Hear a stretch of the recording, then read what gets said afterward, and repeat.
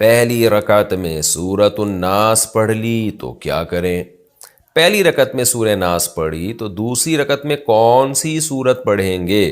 نیز اگر وطر کی پہلی رکعت میں سورہ فلق اور دوسری میں سورہ ناس پڑھی تو تیسری میں کون سی سورت پڑھیں گے؟ محمد سالم صاحب انڈیا سے۔ محمد سالم صاحب،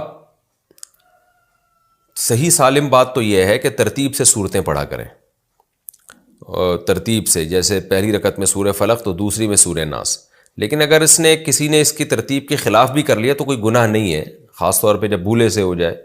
تو اگر کسی نے بھولے سے پہلی رکعت میں سورہ ناس پڑھ لی ہے تو بہتر تو یہ کہ دوسری میں بھی سورہ ناس ہی پڑھے وہ، لیکن اگر وہ سورہ فلق بھی پڑھ لیتا ہے تو بھی ٹھیک ہے، بہتر یہ ہے کہ سورہ ناس دوبارہ ریپیٹ کر لے اگلی رکعت میں۔ اور اگر وطر کی پہلی رکعت میں سورہ فلق اور دوسرے میں سورہ ناس پڑھی تو تیسری میں سورہ ناس پڑھ لے، دوبارہ پڑھ لے، نہیں تو قل ہو اللہ پڑھ لے دوبارہ، تو اس میں کوئی ایشو نہیں ہے۔ بہتر ہے ترتیب سے پڑھیں، اگر غلطی سے ترتیب آگے پیچھے ہو گئی ہے تو بھی کچھ نہیں ہوتا اس سے۔ علی ارشد صاحب نے سیالکوٹ سے پوچھا ہے کہ سورہ فاتحہ کے بعد سورت ملانا بھول گئے، سورہ فاتحہ کے بعد سورت ملانا بھول جائیں تو کیا کریں؟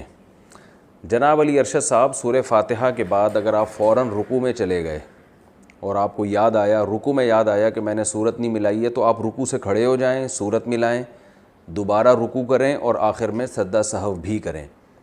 اور اگر رکوع میں یاد نہیں آیا، سجدے تک پہنچ گئے، آپ کو یاد ہی نہیں آیا، تو اب کیا کرنا ہے آپ نے؟ فرض نماز کی اگر پہلی 2 رکعتوں میں آپ سورت بھولے تھے تو تیسری رکعت میں اب سورت ملا لیں، سورہ فاتحہ کے بعد سورت ملائیں، ٹھیک ہے نا؟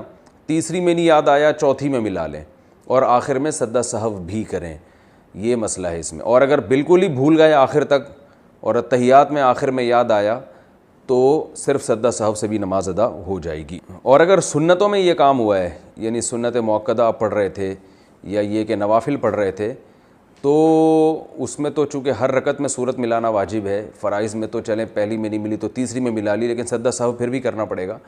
تو یہاں بھی یہ ہے کہ سنتیں اگر آپ پڑھ رہے تھے اس میں سورت ملانا بھول گئے تو رکوع میں یاد آیا تو کھڑے ہو کر سورت ملائیں، دوبارہ رکوع کریں، سجدہ سہو کریں۔ رکوع میں یاد نہیں آیا تو اب بس گئی سورت، اب آخر میں صرف سجدہ سہو کر لیں، نماز انشاءاللہ ہو جائے گی۔